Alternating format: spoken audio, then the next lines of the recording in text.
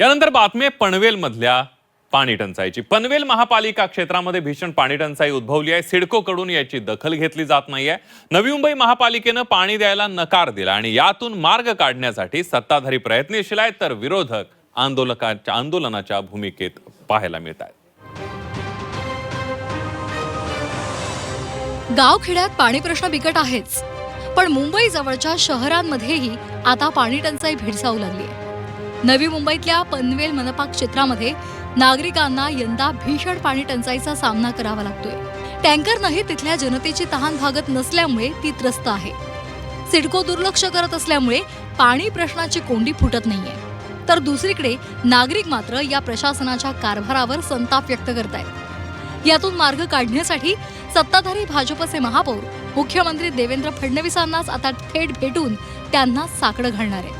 माननीय मुख्यमंत्री हे उलव्यामध्ये एका कार्यक्रमासाठी येणार आहेत। त्या अनुषंगाने आम्ही सिडको त्यांच्याही कानावर आम्ही हा विषय घालणार आहोत आणि त्या अनुषंगाने आम्ही सिडकोकडे पण लवकरात लवकर या आठवड्यात आम्ही बैठक मागणार आहोत। सिडको जुमानत नाही असं माझं म्हणणं नाहीये। सिडको गांभीर्याने लक्ष देत नाही हे माझं आणि अनेक नागरिकांचं म्हणणं आहे। अनेक नागरिकांचे फोन न उचलणं असे प्रकार त्यांचे अधिकारी करत आहेत। त्यामुळे बऱ्याच वेळेला मला डायरेक्टली फोन येतात आणि मग आम्ही आमच्या अधिकाऱ्यांना सांगून तिथे टँकरची व्यवस्था करत आहोत। टँकर ही पूर्ण सोल्युशन नाहीये या विषयातलं, परंतु सध्या आम्ही तात्पुरतं सध्याची जी धरणांची परिस्थिती बघता पाणी नसल्यामुळे आम्हाला टँकरनी पाणी पुरवठा आम्ही करतोय। पाणी प्रश्नी विरोधकांनी सुद्धा आक्रमक पवित्रा घेतलाय।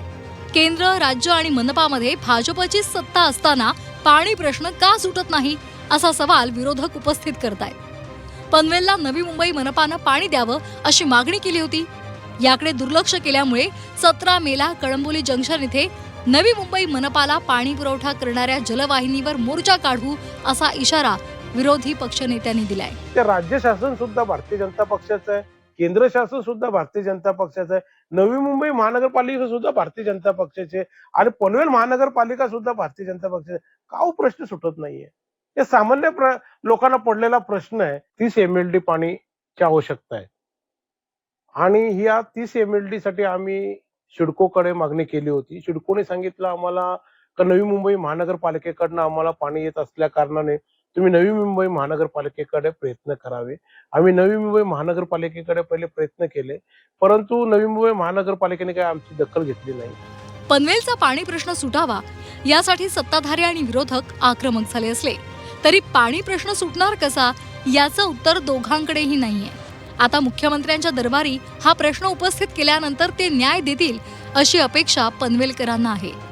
स्वाती नाईक, झी 24 तास, पनवेल।